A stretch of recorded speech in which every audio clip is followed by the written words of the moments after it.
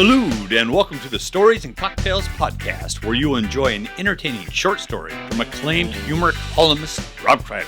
Story time is the family portion of the show. Then we move on from the stories to the cocktails. This is where the alcohol and the not safe for work portion of the show takes over, as Rob and his wife /editor /muse Sara Kreider partake in some adult beverages and provide you with a behind the scenes recap of what really inspired the original story.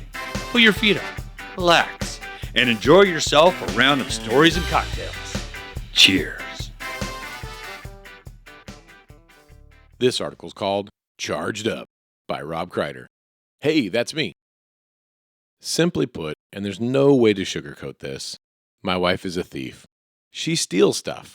She takes what she wants. She has no regard for ownership. She doesn't care about property rights. She will stoop as low as to even steal from our own children. It's completely shameless. It's not a charming thing, like she's stealing kisses or something cute and cuddly like that. She steals actual stuff, real items, from her actual family, continuously, and she is completely unapologetic about it. Why hasn't she been locked up yet, you ask? Well, it's complicated. The fact is, she only steals one thing, and it doesn't exactly amount to a felony. Her only victims are her immediate family, and her heinous crime is she steals cell phone chargers. Unfortunately, the kids and I haven't found a court in the land that will take this case. Sadly, the real sufferers in all this are the children. It's the poor kids who get their cell phone chargers ripped off by their mom, and they don't have any legal recourse. If they try to give her any grief about it, she immediately pulls the mom card. She will say, "I carried you for 9 months and gave birth to you. I think you can find it in your little heart to lend me your charging cord." The kids fold every time and hand over the cord in shame. There's a 50-50 chance they will never see that cell phone cord again. My wife has recently lost more than 7 phone chargers. I can only assume the dog is burying them somewhere in the backyard. In most cases, she doesn't ask the kids if she can borrow the charger prior to her losing it. She just does whatever she wants. The kids will leave their cell phone on the table connected to the wall charging. They'll come back later and find their phone unplugged and their mom's phone plugged in to their charger. If my wife sees a phone on a charger, she will look to see at what percentage the battery is at. If it is 1% higher than hers, as in 19% versus an 18%, she makes a selfish decision to unplug that phone and plug hers in. I probably wouldn't care if my wife actually answered a single phone call I ever made to her. But she doesn't take calls. She makes calls when she wants to. And in most instances, she doesn't want to make any calls. She just wants to trade text messages with her cousin as the two compare whose husband has more back hair. Spoiler alert, it's not her cousin's husband. Luckily for me, I'm completely unaffected by most of this cord nonsense. You see, I found a loophole in the system when I refused to become an Apple file and joined the hordes of other Steve Jobs followers by purchasing an overpriced iPhone. I didn't drink the Apple-flavored Kool-Aid. I'm an Android man, and proud of it. So when my wife's cell phone dies, because of too many texts about my back hair, I can't lend her my charger. The reason I can't help her is because the Android phone uses a different cord than the Apple phones. For the record, Android uses a standard micro USB charging connector, like most every electronic gadget on the planet. Apple's charging cable setup, which comes at a ridiculously inflated Apple price, only plugs into other high-priced Apple products. Unfortunately for my children, who are die-hard Apple lovers, they are fair game to have their cell phone chargers borrowed, read stolen, by dear old mom. For years, I wasn't paying much attention to this problem, because it really wasn't my problem at all, until we took a family trip and we were staying in a hotel room together. I was relaxing on the bed, thinking about where we should go for dinner. My vote was ice cream for dinner, when I heard my kids fighting with each other. "Where's my charger? You took it." "I didn't take it."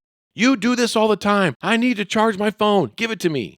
"No, this charger's mine, and you can't borrow it." Things escalated quickly. Faces were red, voices were raised, and I wasn't able to relax anymore on vacation. "What is the problem, you two?" I asked. "She took my cell phone charger." "I didn't. He didn't pack one, and he wants to use mine, but I'm using it." He said, "I did pack one, and she stole it." I had enough of that nonsense. "Okay, both of you, take your phones out and flush them down the toilet. Now nobody needs a charger because nobody has a cell phone anymore. Problem solved. Let's go get ice cream for dinner." After a bit of parenting via sarcasm, my wife, whom I love, emerged from the hotel bathroom, holding her cell phone with a suspicious wire dangling from it. She didn't join the conversation. She just sat down on the bed, plugged in her phone into a socket using stolen property, and went back to texting her cousin about my back hair. The kids and I just stared at her. I asked, "Honey, did you take that charger from one of the kids?" My wife never looked up from her screen. "I don't think so." I asked, "You don't think so, or no, you definitely brought your own charger with you on this trip?" Again, she didn't look up from her phone. "I don't know." I said, "Well, according to our kids, it's the crime of the century in this hotel room right now, and it would be really great if you could let us know where that charger came from." She finally looked up from her phone and bluntly said, "It came from the Apple store." Spoken like a true thief. Never admit you're guilty. By the way, the milk cartons in the Kreider refrigerator have photos of iPhone cords with the words underneath that say, "Have you seen me?" Okay, folks, it's time to pop that top and let's get to those cocktails. Oh, man, no, I got a fly in my wine. Really? Yeah, look at it. Oh, nasty. Pausing the show here while Sara gets a fly out of her wine. It's a black fly in your Chardonnay. It really happened to you. Alanis forecasted this 30 years ago. How many? 1994. What isn't it ironic? Mr. Play It Safe. Was afraid to Afraid to fly. fly. Now I got that song in my head. Oh, whatever. Here we go. Hey, welcome to Stories and Cocktails. We are in RV Tiki in Napa, California at the Fairgrounds Camping Ground, hanging out. Gonna hit downtown for some fine cuisine tonight. You're not that excited about it because it's gonna be a restaurant that serves pretty much fish and you don't eat fish. I don't eat seafood. Yeah. You do not. So it is supposed to be one of the finer dining spots in Napa. It's going to be totally wasted on me. Wasted on you. Because Because you're white trash. No, because I mean, like, I am the master of salads. Like, I don't even, I don't even like to eat salads in restaurants because I make salads so well. You do a good salad. That is your superpower. Crocheting blankets and making salads. These fuckers put octopus on a salad. What? That's just no. Now, listen, in my other life, I'm a mermaid and I eat octopus and sea kelp salads, but that is not real life. That's Fantasyland and octopus on a salad. Octopus, period. Wasted on me. Well, you are drinking wine, though, while we're here in Napa Valley. What are you drinking right there? Yes Way Rosé. Yes Way Rosé. That's the real name of the real wine. That's not me just being funny. I wish I was that funny, but it's actually called Yes Way Rosé. It looks wonderful. You put ice in it, just like they do here in Napa Valley. Yeah. It was a screw tap bottle. It was a screw tap. Yeah. You're, Look at this is listen, not, we lowered the rent as soon as we pulled into town. This fucking RV. Yeah, this is not wine we bought in the Napa Valley. This is wine we brought with us from Fresno. That's right. And it had a screw top, and I'm drinking it out of an acrylic wine glass with ice. Bringing all the class to this motherfucker. Yes Way Rosé. I'm drinking a wonderful rainy day chocolate. Not milk. It's like a chocolate cocoa. I love it when you do Cocoa, this. hot cocoa with alcohol limits? I don't know. You're the fucking bartender. My love language is like feeding you and making drinks for you. Like that really is my love language. So I love when you try to like recreate it because then I realize like it really is like something special I do for you. Because he can't do it. Not only can you not make it, you can't even say what's in it. I don't know. It tastes good. How can you even fucking make it if you don't It's even getting me drunk and it tastes delicious. You're just like, what I have here is a mug with warm goodness inside it. Yeah. It's got a little elixir. By my wife. Who is wonderful. So the story today is called Charged Up, published Santa Maria Sun, March 8, 2016, and it is absolutely the fucking truth. Okay, but before we get there, when you say we're staying in the Napa Fairgrounds, you make it sound like just some shithole. You know what I mean? I just want to clarify, like for travelers. It's actually a really nice fairground. Yeah. Napa, the fairgrounds, it's right in downtown. I'm just going to pretend like we're like a travel podcast for a minute. It's right in downtown Napa. Like you park your RV here, you lay your head here, but you spend the rest of the time in downtown Napa, wine tasting. There's breweries down there, eating octopus salads. Like it really is a really, really nice camping spot to stay in. We're staying with our dog. Yeah, there's our dog making a little noise. Who just ran across the linoleum and Rob's eyes looked like they were going to bug out of his fucking head because of the sound quality. I'll give you the needle, motherfucker. You're blowing the production value on this goddamn podcast. Yeah, he's just staring Turns out at dogs us. and their little dog brains, they don't understand what podcasts are or that they should shut the fuck up. No, or he doesn't really understand what a motorhome is either. He's just like, we're in the car. When are we going to get out? When do I get to go to the park? So, this motorhome has in it specifically 4 different cell phone chargers in it that I ordered and put in this thing because of the story. Because if it didn't have those things, you would steal all the cell phone chargers. Now, I know you just read the story to me. I'm a little, I hate to, I'm embarrassed. You weren't listening. No, I'm embarrassed by how absent-minded I am, but I am drinking Yes Way Rosé, and Yes. it makes me a little absent-minded. But you were reading this story on some kind of device. device. Oh, yeah. Like a We're gonna handheld get to that. device. I have an opinion about that. Let me tell What you were what you reading this story? Oh, we're going to play dumb? I was reading it on my new iPhone. Oh, I thought it looked like an iPhone. Now, here's the thing. But I knew it wasn't mine.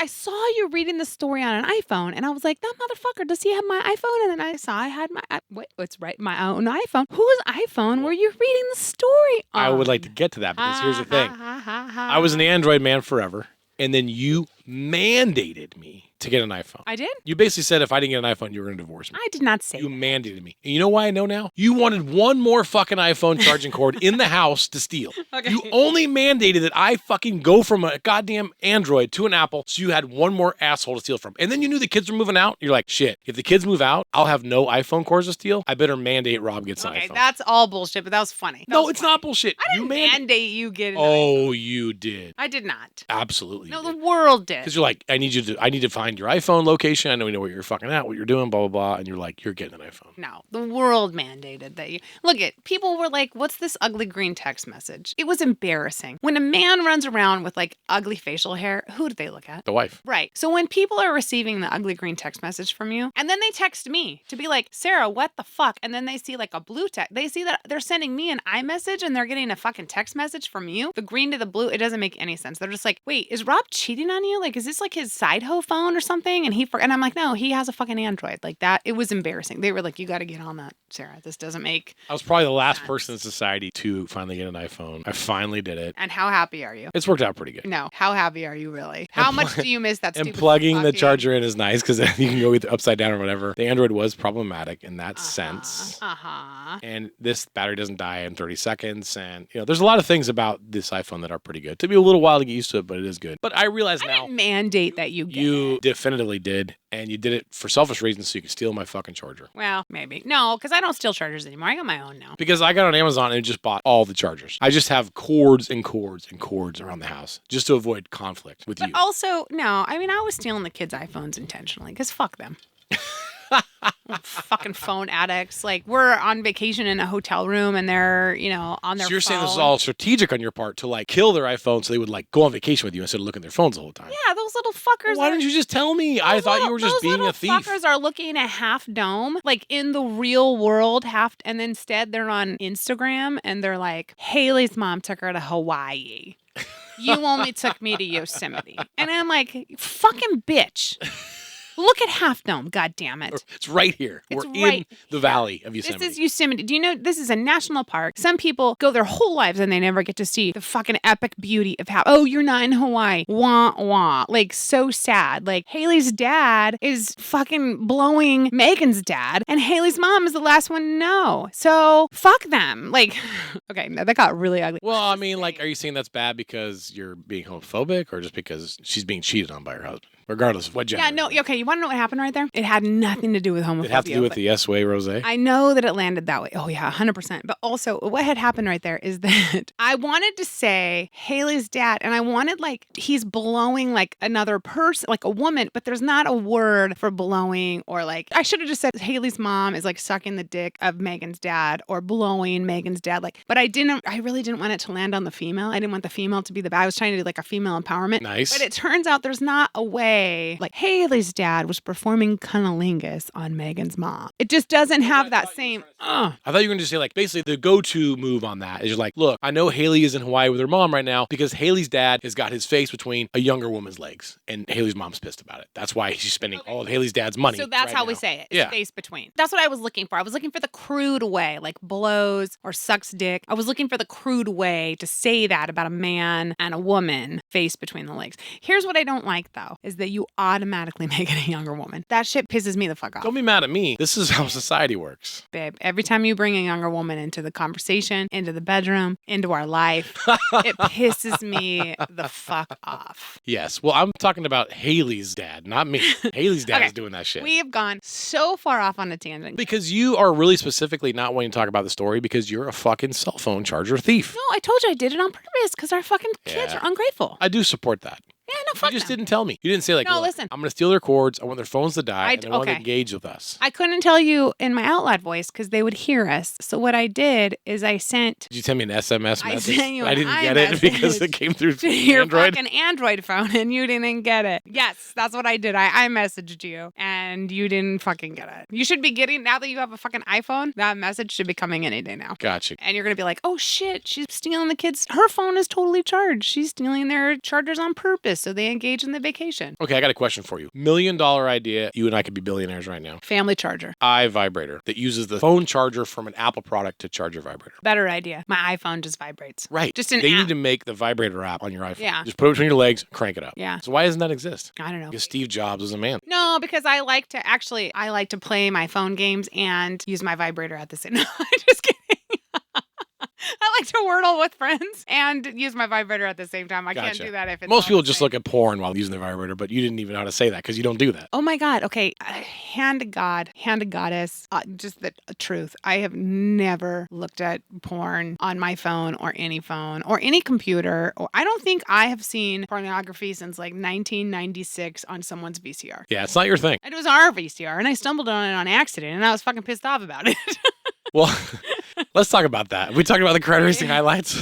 Fucking pervert. So this motherfucker, he has a VHS tape that's Crider Racing highlight. Okay, because in his defense, he would take a camcorder, like a VCR recorder. You know, like remember when they were like 27 It's like pounds bringing a news station to the track. Yeah, and you had to bring it. And so he would videotape his runs and his brother and his dad. And it was like a whole family affair. And they would videotape their racing and who gives a shit. And so then he had this tape that was Crider Racing highlights. And I think there really is like a real, true Crider Racing highlights. There is. I do have a VHS tape with like a bunch of videos. So we have a TV with a VCR in our bedroom so that we can like wind down and like watch a movie in bed or whatever. Not pornography. This is really a time capsule. Nobody has this shit anymore. Vanilla as shit. But I keep stumbling upon, like I'm trying to put in like Winnie the Pooh for the kids or something like that. And I keep stumbling upon, like every time I push eject in the VCR, this fucking Crider Racing highlights tape comes out. And I'm just like, God, like I'm embarrassed for you. Cause I'm just like, dude, okay. So you race cars and you record it, but like, dude, you are spending a lot of time watching yourself. Like I know I'm not married. You really like to watch. I know I'm not married highlights. to a modest guy. Like I know that. But like your narcissism was like on a whole new level in my head. Because I'm just like, dude, he's falling asleep to Crider Racing highlights every single fucking night. Sleeping like a baby. This is bad. And I am embarrassed how long it took me to go. Because I was always just eject and put something else in. Like eject this stupid fucking tape and put something else in. And then finally one day I was like, wait a minute. And I was like, no fucking way. And I put Crider Racing highlights in and, you know, I don't even know. I can't even describe porn in like a funny way. I'm just like, all of a sudden my Mormon roots come out of me and I'm just like, it was pornography. There was vaginas and penises. Pornography. They were having intercourse on camera. And I'm just like, oh my. So this motherfucker takes the porn, sticker off and replaces it with his own handwritten Crider Racing highlights sticker. I mean, I don't know. I hope that's not. I got away with it for a long Crider time. Racing is. I hope that this whole time when you were going to the track. I'm like, honey, I'm going racing with the team. I didn't watch it long enough to know if like it was me and someone else in the motorhome. Here comes you, like with your fucking driving suit. Hey, did somebody order a race car driver? Check my oil. Yeah, I mean, I don't know. It could be like a whole new level of shit I don't know about. But damn, I really missed an opportunity there to make some really good films. Yeah, so you got one by me for a long ass time. But yeah, I did. I digress. Since then, since I accidentally stumbled on Crider Racing highlights in like 1996, 97 in our own VCR, I have not. Hand to God, have not watched any pornography. Yeah, I know. You're alienating everyone else who listens to the show because everybody watches pornography except for you. I don't know. I just don't. It's not your thing. It's not my thing. To each their own. But I kind of think like pornography looks like open heart surgery. Like I don't watch that either. You know what I mean? Like I don't watch. You're also like a woman that. who's never seen your own vagina, so it's not your thing. Fuck no. Why would I look at it, dude? Okay. I looked at my vagina like one time, and that was like after a baby came out, and I am still traumatized to this day about that mirror and that vagina image. And I just hope. Well, you know what I tell myself? Here's why I never look at it, because I tell myself it only looked like that because a baby just came out of it. Because I had to like check, like, did I really get an episiotomy? Like, what happened down there? Like, it's a ginormous gaping hole? Because that's what it feels like. You know what I mean? It's like, so you just have to check it, and you have to to make sure like everything is good. You know what I mean? Turns out I couldn't even see my episiotomy, just like they told me. But I was just like, dude, I know I got a catheter. Like, did they get that out? Like, I had to check and make sure all was good in the hood. But it scared the fucking shit out of me. It's the scariest thing I've ever seen. So in my mind, it only looked like that because I just had a baby. Sure. Now, if I look at it again, the last baby I had is 23 years old. 23 years later, it still looks remotely like that. I don't know what I'll do. Like You don't want to know. I don't want to know. So you know how we'll never fucking know? So if I never fucking look. It's like someone has a battlefield injury where their arm is blown off and they look away. Like, I don't even want to look to see my arm missing. Yeah. So that's the thing, is that it scared the shit out of me because a baby had just come out of it. What it looks like now, I'm sure it looks nice and tidy and wonderful. And I'll never know because I'm never going to look again. Gotcha. It looks fine. Thank you. So you keep changing the story. You still steal people's iPhone cords. No. No? Well, no, because I got my own iPhone cords now. I don't steal chargers anymore. I steal shit though. You do? Well, that's true. That's one thing I've actually requested that you not do that anymore. Well, I've been trying. I go to places, I'm like, please don't steal that. No, but I don't like steal. I just feel like if it was under my roof and as the matriarch of the family, if you have it and I want it, I probably bought it for you. I'll take it. You know what I'm saying? Yeah, yeah. Listen, if the kids had something and I needed to borrow it, I borrowed it. Because you're like, I bought it, motherfucker. I'm taking it. Yeah, and because they fucking didn't respect my shit. You know what I mean? Just, what comes around goes around. True. I don't even remember stealing their iPhone chargers. I really don't. I don't remember doing that. There's a lot of stuff on this show you don't remember. Like, I don't remember this. I remember them. Here's the thing. I wrote the story. Mine. Okay, when we lived with my brother and my niece and nephew, here's the thing. Is whatever iPhone chargers I stole from our kids, my niece and nephew, they were on their own revenge. Like, I will get justice for my cousins. And every iPhone you ever stole, Aunt Sarah, of my cousins, I'm taking back. Because when we lived with them, never got mad about that. If my niece stole my iPhone cord, I'm like, I get it. Okay, but I'm like, here you go. Just fucking take it. She didn't just steal an iPhone charger. She replaced the working iPhone charger with her busted up, fucked up iPhone charger. That's just genius move, You would really. plug in like your iPhone charger, and you, not you, because you still had an Android phone at this point. So I'm just like using the hypothetical you. So one person, I would plug in my iPhone charger, and okay, this is totally like working. This is where I'm going to charge this is the phone charging station. Because like we've come a long ways. You know what I mean? Like in the beginning when everyone had an iPhone and everyone was just like jockeying for position, and we were trying to figure out like how does this work systemically? You know what I mean? But like we've come a long way. Now we're like, okay, this is like the iPhone charging area. Like everyone plugs their chargers in. When we go on vacation, it's like who has a charger, who has the little box just in case like they don't have USBs in the hotel. It's all very systemic now. Like we've figured it out. So I have the iPhone charging station and I respect it and our kids respect it. And then here comes my niece and she just rips out the working iPhone charger and replaces it. So I go to plug it. I'm like, what's this janky ass cord? Like, is this fucking frayed? Fucked up 99-cent 7-Eleven cord doesn't work for shit. Wires exposed. Gonna burn the house down. Oh shit. That little niece of mine traded it out for my good one. I didn't care that she stole iPhone chargers. I didn't like that she stole her car. That was not cool. She was 14 years old. Yeah. She's actually like, I know where an iPhone charger is in that fucking car they have in the garage. Let's just go drive around town and charge our iPhones up. Oh my God. Good times. Good times. Yes. Well, you know what we'll do? We'll raise the glass to our niece and her Hyundai iPhone charger. Okay, but now she's a legally licensed driver. I know. I just taught her how to parallel park. I got her like 6 iPhone chargers for Christmas, so nice. she's good. And I got her dad a air compressor, so he can stop borrowing that from me. You've got an iPhone charger on your side of the bed. I've got an iPhone charger on my side of the bed. Our kids live in their own houses with their own, presumably. But you know what? Addie came home for Christmas. She borrowed a charger. What'd she say? She said, I forgot my charger. Cheers. Cheers to that. Hold on, everybody. It's not last call yet. We have another story on this episode. Excuse me, ma'am. Can I get another round?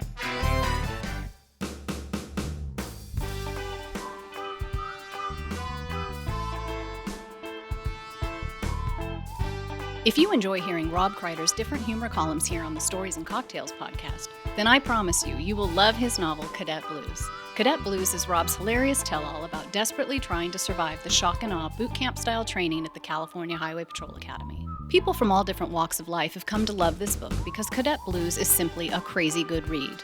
Heartfelt, inspiring, and damn funny. It's available in paperback through Amazon, eBay, or cadetblues.com, where you can get free shipping and a personalized autographed book. Or you can download a digital copy of Cadet Blues from Amazon Kindle, Barnes & Noble Nook, or Apple iBooks. Do yourself a favor and check out the novel, Cadet Blues. Okay, folks, we have one drink down the gullet, which means we need to get our next one on deck. Time to enjoy the second story. Bartender! This article is called Blood is Thicker Than Water by Rob Kreider. Hey, that's me. Even though I went to college for more than 10 years, I'm actually not a doctor. And because I'm not a doctor, I really don't understand any medical terms, especially ones like vasovagal syncope. But because I'm still a 13-year-old boy at heart, when I read the word vasovagal, I start to giggle inside, assuming it has something to do with female genitalia. However, this whole vasovagal thing has absolutely nothing to do with women's lady parts. I know this because I actually have vasovagal syncope. I've had it my entire life. It means I pass out when I see my own blood. This condition turned out to be quite embarrassing growing up. I passed out in 7th grade science class when I pricked my finger for an experiment to determine my own blood type. I fell right out of my desk and smacked the floor in front of the entire class. I never did find out what my blood type is, but I did learn what smelling salts smell like. They smelled like I wouldn't be getting a date to the next dance. Let's fast forward to adulthood when I had to get my blood drawn for a physical. Bam! I fell right out of the chair and hit the floor. The lab had to call my wife to come pick me up. They wouldn't let me drive myself home. Very embarrassing.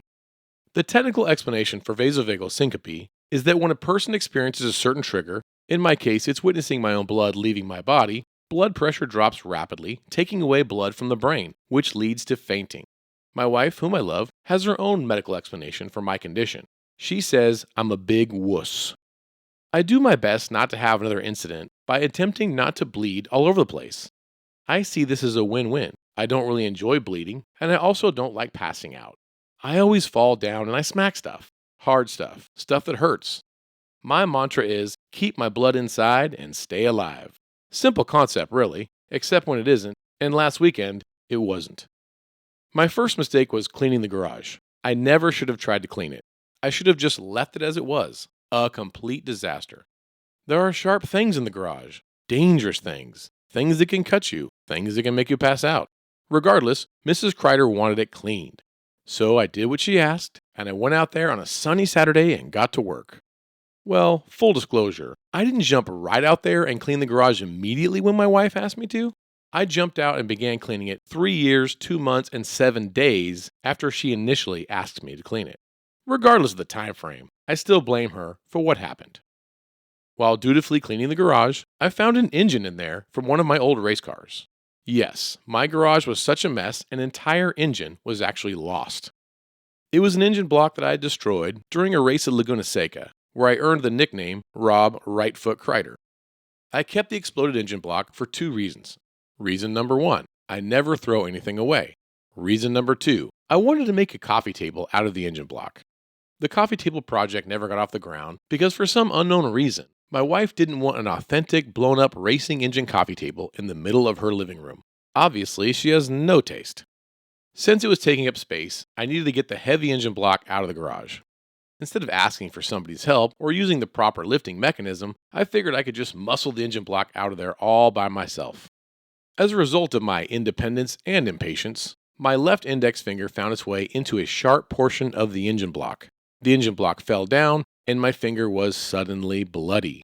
Very bloody. Like, I'm probably going to pass out bloody. My wife heard the commotion, came outside in a panic, and asked me point blank, "Are you okay? Do you think you're going to pass out?" I lied right to my wife's face when I told her, "Nah." As soon as the word left my mouth, I instantaneously blacked out. Ah, darkness. I was having the most frustrating dream that I couldn't wake up from. I couldn't breathe, and I couldn't wake up. It was miserable. The next thing I knew, my wife was slapping me and my daughter was on the phone with 911. It was crazy. I didn't need an ambulance. I needed a Band-Aid, an Advil, and a beer. I told them to cancel the ambulance because I was fine and nobody needs that medical transport bill. They helped walk me to the kitchen sink and we put my finger under the water to wash the grease from the engine out of the cut. As soon as I looked at the crimson blood dripping into the stark white sink, I was on my knees again.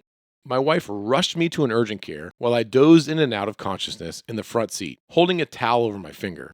I was thinking the worst. The cut to my finger was so bad, the doctor would probably have to amputate my entire arm. They wheeled me into a room and took a look at my finger. Would I need reconstructive surgery? A new finger transplanted from one of my toes? Stitches? Nope. The urgent care center gave me a Band-Aid. Was it a really special Band-Aid? Nah, just a regular Band-Aid and a bill for $300. It turns out the cut really wasn't that bad. Fingers just bleed a lot, and I'm a complete wuss. A wuss who legitimately suffers from vasovagal syncope. And because of that condition, I passed out and scared my poor wife to death. The good news? I didn't have to finish cleaning the garage that day. By the way, my wife wants me to wear a medical bracelet. I told her if she can find one with a bottle opener on it, I might consider it. Okay, patrons, you've been to this bar before. You know it's cocktail hour again. Are we doing shots or what? All right, everybody, here we are. This story was Blood is Thicker Than Water, published July 12th, 2016 in the Santa Maria Sun. This is something that's been a problem for me my whole life, very embarrassingly so, and everything in the story is absolutely the truth. Oh, yeah. I got a lot to say about this story, man. I can imagine. It is definitely the truth. The first thing that stood out to me, and later in the story you hint to it because you say, I call you a big wuss. I didn't know that was coming in the story. I'm sure I read the story 5 years ago, but I didn't remember that was coming, the big wuss. Early in the story, you say that you giggle every time someone says vasovagal syncope because you think of lady parts. Yes. Yeah, it's because the other word for vasovagal syncope is pussy. I knew I loved pussy. It is a lady part. That is what you are. And I hate to use that word, especially in such a demeaning way, because pussies are actually really strong. Yeah, pussies are tough. But, society has made that word mean super big wimp. That's what you are. That is what you married, a super big pussy. No, I wasn't there when you pricked your finger in science and passed out. I didn't know. I didn't get the memo. Didn't you notice that nobody that I went to high school with would marry me? So I had to marry a girl from out of town? They had information on me that you didn't have. Dude, our marriage predates social media, so it's like I didn't even have any ways of getting in contact with anybody that you went to high school with. I just went into this blindly. I didn't know. And then I'm pregnant, and I have a toddler. So I am at home pregnant, trying to take care of a 2-year-old, which you've never been pregnant, so you don't know how hard that is. But trying to take care of a 2-year-old not pregnant is hard. I'm pregnant on top of that, very pregnant. And I get a phone call from the doctor's office. Yes, your husband is fine. Because my first thing is oh my God, is he okay? Yes, he's totally okay. Okay, then why are you calling me? Well, he needs a ride home. We can't let him drive home. Well, I thought he was okay. He's fine. He's a pussy. He passed out, and legal says he cannot drive himself home because he fainted. Well, why did he faint? Is he dying? No, he just gave blood, and some people have this. And I am on the phone are you fucking kidding? I have to pack up my 2-year-old and my pregnant ass and drive across town to go pick up my grown ass highway patrol husband who looks at crashes and dead bodies and draws blood from people from DUI arrests. Yeah, and I'm and I don't even like to drive him. He's a dick. He's a horrible backseat driver. Yeah. So really, I got to do that. I had to do it. That's when I found out. When I went down there, that was a bummer for me because I knew that I had this sort of condition before. I knew I was a big wuss. And ultimately, though, but when I got my job, I was, like you said, going to crashes and pulling people's blood out of their arms all day long. Loved it. Then I'm like, hey, you got to get a blood draw for a physical. I'm like, no problem. Sit in the chair, put my arm out. She plucks it in. And dude, I wake up on the floor. My head hurts. People are running around screaming and yelling oh my God. I had to come pick you up. And I was really to the lady, I'm like, no, you don't understand. This is the man that when I had my C-section, he looked over the curtain and was like, oh my God, honey, there's parts of you out of your body. This is how he's narrating the birth of our child as my stomach is being gutted. He's telling me all the parts that they're taking out. He's not passing out. He's not showing empathy or compassion or softness. Doesn't even have those traits. Doesn't even have those things. And now I have to pick him. He needs a ride because he gave blood. Yeah. I don't give blood anymore. Blood. It wasn't even that you were giving blood. Yeah, it wasn't I was donating blood for a good cause. I was doing something physical for work. Yeah. It was probably because you were trying to get a vasectomy. Because I do recall I wasn't even done cooking Addie yet, and you were already trying to close up shop. Yeah, I'm like, hey, let's get this done. Can I just please deliver this baby first? Because I had no say in the fact that we had either of our kids, so I knew if I didn't take, matters in my own hands, I would have 6 kids with you. And I didn't want 6 kids. I wanted 2. I got a boy, I got a girl, I got a 4 in the driveway. You had to say you were there. I wasn't there. I mean, you know how this works. I was working graveyards, and I was laying on my back asleep. Come on. But did you have sexual intercourse with me when I was asleep? No. No? No, I woke you up first. Okay. You consented. I go, did I? Yeah, Okay. honey, come on.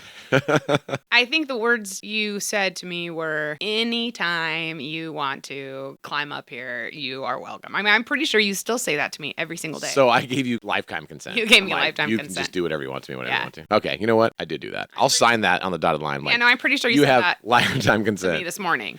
I'm pretty sure you said it to me right before we started this podcast. You're like, hey, by the way, if you didn't know, I'm always available to you. That's what you said. FYI. I'm always available to you. That's true. And you might want to get some of it before we drink too many of these mimosas, because then, the performance, it just kind of falls off. So anyways, the engine block. Oh. Yes, I did lose it in the my garage. I still have it, believe it or not, at the race shop. I have another one that goes with it. I have 2 blown motors now. I didn't get to see your finger because we put a towel on it immediately to stop the blood, and you're passing out. I just wanted to see it. Like, is it still there? Like, do I need to go out in the garage and find the top of your finger and put it on ice so that they could sew it back on? And thank you for your service. That's how you were acting, right? Like Jackie Kennedy grabbing the president's head after it got blown off. Oh, that's dark. Yeah, that's what you did. Mimosas make you dark. So can I just see it? Like, can I just open the towel? Can we clean it? Like, can I just see what's going on? What is the situation we're in right every now? single As a time trauma nurse. we started to open the towel, you would pass out again. And so then I'm like trying to nurse you back from death because you've passed out and you have sleep apnea. I have a closed airway. And yeah, you stop breathing. I did stop breathing. And it's super scary. Oh yeah, you were like seizing. It was so scary. That's what we called 911 because you were like seizing. But I can't look at your finger. So when we get to urgent care and they're just like, what's wrong with you? And you look like you're dying. I mean, you look like... I'm white as a ghost. When this happens to me, I go white. They looked at me like, lady, this is urgent care, not the ER, right? Like, you need to go to the ER. This motherfucker needs to go to Stanford. So they're like, for a cut finger. What's the issue? And I'm like, I don't know. Like, he could need a Band-Aid or he could need amputation or... From the elbow. Yeah, because, this is so bad. But I can't look at it because he keeps passing out. And so then you even did the same thing to them. Like, they're trying to look at it and you kept passing out. So they had to lay you down. I think I passed out like 4 or 5 times. And give you like a cold compress. And I don't know, they had to like dim the lights. And now, it's not in the story. It should have been the story. You drove me to a closed Ready Care first. I didn't know that. So one, I love you. I'm not a big fan of your driving. I'm a bad passenger. Oh, we just said that. And then you're driving around pretty crazy because your husband's dying, you think. Yeah. For a small cut on his finger because he's a big wuss. And you drive me like a mad woman all the way to a closed Ready Care. And I'm in the parking lot of a closed Ready Care. I'm like, really, lady? This is what we're fucking doing? That wasn't my fault. I didn't know. I mean, you're the navigator. You're supposed to look and navigate me to an open one. Oh, that's right, though. You couldn't swipe on your phone. I couldn't do anything with my phone because I had a stump of her hand. Yeah, but that was the crazy part is when they finally opened the damn thing, it didn't even need stitches. It really did. I mean, the story is true. You needed a Band-Aid. They washed it with hydrogen peroxide. Hydrogen peroxide. Boy, I'm slipping with this mimosa. And they said, here's a Band-Aid. Get the fuck out. And here's a bill. They looked at me with sorry, sad eyes. Like, like poor thing. You poor thing. Obviously, you didn't go to high school with this guy. You would have known he passed out in science class. They're like, you deserve more than this pussy. I'm so sorry, but here's the deal. I have talked to doctors about this condition. It's a real thing. I do pass out. Now, I get my blood drawn probably quarterly now. And when I go, I have to go to a specific blood draw location because otherwise they don't have the bed for me. Yeah, no, tough people like me, I just go to the Quest in the grocery store, which is like so convenient. I went to that one. I'm like, you guys have that bed I can lay on? They're like, no, dipshit. You get your blood drawn, you get a pint of ice cream like to bring home. Right. You pick up a couple things for dinner. It's like super Who needs batteries? Convenient. It's right around the corner from our house. Yeah. But I know I tried to go you there. have to like almost go out of town. I have to make an appointment. Go. Then every time I get there, I have to go through the same routine every time. Like, hey, I have this syndrome. I pass to lay out. down. And then they're like, oh, the big, strong highway patrolman needs me to lay him down. Do you want a lollipop? I'm like, yeah, bitch, I want a fucking lollipop. Lay my ass down and get the blood out of me and let me go about my day. And so they make fun of me over and over again. So then I have to go through that at the front. Then I go inside, like down the hallway. There's like 6 rooms, and they always throw me in the room with no bed. So I'm like, actually, I need to be in room 6 where the bed is. They're like, why? Same story again. Well, I'm a big wuss, and I pass out when my blood is drawn. If you want to fucking have me on the floor, I don't care. I sleep through this. It's not my problem. It's your problem. Quick trivia question. Yes. You're like, they. Do you actually know what their job title is? Phlebotomist. Yeah, that's a cool word, right? It is. They specialize in phlebotomy. They do. They have phlebotomy certificates and phlebotomy training. training. They also have lollipops for grown-ass men who have to lay down because they're wusses. Mm-hmm. But this isn't something I'm faking. I don't just do this to be hilarious. Like, I fucking pass out. Like, if I see my own blood, I pass out. I see your blood, I laugh. I just don't care about other people's blood. I know. My blood, I'm a mess. I wish I'd known this. You should have come with a warning label. There's a lot of warning labels that should have come with me, for sure. I mean, let's not even Likes talk to about play with cars. I was just going to say, like, let's not even talk about what caused this whole thing, which was an engine block in our garage. Just for the record, my biggest racing injury ever was carrying that engine block out of the garage, never actually in a fucking race car. It was pretty good. Also, for the record, story totally true. The garage was so messy. There was an engine block in there that you didn't know about. My garage, I have a bit of shame I've always said about the garage. that garage was like fossilized layers. You know, like scientists can like, I don't know, carbon date stuff. I know it's not carbon dating, but they can date things by like the layers. Like Yeah. This was the Paleolithic era. this bug that's like in resin and this rock only existed in this time. Your garage was fossilized layers. Like I could figure that out. I would go when I cleaned it. I'm like, oh shit, this is when we built the soapbox derby car. Oh, yeah. Oh, over here, this is when we were racing the Nissan. Yep. Oh, back over here, this is when we got those And bikes. then you like dig out soapbox derby, and then underneath that is like the Pinewood Derby. Like, oh, this is when you were still a Cub Scout. We were doing Pinewood Derby. Yeah. And then Just projects on top of projects on top of projects. It was sort of like going through a time capsule. I'm like, oh, look at this. Remember this? all underneath a really, really, really healthy stash of Amazon cardboard boxes. Yeah, that you dropped in there. That was my passive aggressive side. I'm like, you want your garage to look like this? Because I had to walk through the garage. I couldn't. But Yeah, it wasn't even the possible. shortcut would be to leave the kitchen and walk through the garage to the side yard to the recycling bin. But it was impossible to. That shortcut didn't exist. Not gonna happen. And walk through the garage. So that was my passive aggressive. They were mummified to you. soapbox Like, derby cars in there. I had the cardboard box from Amazon. I would open the garage door, attached to the kitchen, and I would be like, okay, I'm going to do the right thing. I'm going to break this box down. I'm going to go recycle. Oh, I can't walk through this garage. Fuck you. Passive aggressive. Toss the box into the garage, see where it lands. Like, don't break it down. It was already broken down. I like reassemble it just so that I'm such a lucky guy. Fuck you. And just throwing boxes in the garage, just stacking boxes, like just fuck him. But then this is supposed to be a passive aggressive like message to you, like clean up the garage. And you're just like, oh, cool. Is this where boxes go now? And then you start doing it. You just start tossing Amazon boxes in the garage. You're like, I'll get to those later. The crazy part about the garage is, and a lot of my friends always comment on this because it is one of my biggest shames, is that the race shop is completely clean and organized. It looks like a surgical center. Everything has a place. But the garage at home is a fucking wreck. I had to walk through the race shop to recycle my boxes. But I know, I'm just saying, like, I don't understand it myself. Like, how do I have this, like, extremely organized shop and trailers and motorhomes and all these things are dialed in for the racing team, but then if you go to our personal garage, total fucking disaster. The answer is obvious. What is it? You hate me. Oh, that's what it is. I knew it. I was like, maybe if I put these things in a certain way, she'll go through here, break her neck, I'll collect life insurance. You know what I'm saying? Hey, the joke's on you, because who ended up at urgent care? Fucking me. You. My own garage. From your own garage. None of this was lost on me when I was getting driven to a ready care center. It was fucking closed, bleeding to death. I'm like, God damn it.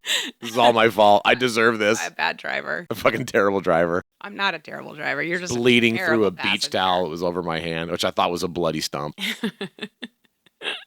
Oh, I'm so sorry, baby. This is the person you have to be with every day. I love you. It's a real big deal. Like, like right now, we're going to go walking or biking, and if I get cut, you're going to lose me. I'm down. I do worry about real that thing. a little bit. I do. Yeah. Let's go do it. Let's go seize the day. Hey, we're going to go enjoy our day. You do the same. And if you want to buy us around, go ahead and send some money to @Stories and Cocktails on Venmo, and we will shout you out in the next episode. Coolio. Yeah. Buy me a drink. Cheers. And that was Last Call. You did it. You survived an episode of Stories and Cocktails. But did Rob or Sarah's liver survive the show? I don't know.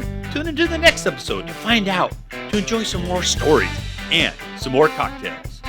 By the way, if you want to support the debauchery of the show, then buy the host their next round by Venmoing a couple of gold doubloons at Stories and Cocktails. Back in the day, a gold doubloon was only $4 Spanish. Who knew? Well, folks, I'll be right here behind the bar, cleaning the glassware and awaiting your return to the Stories and Cocktails podcast. Cheerio, friends.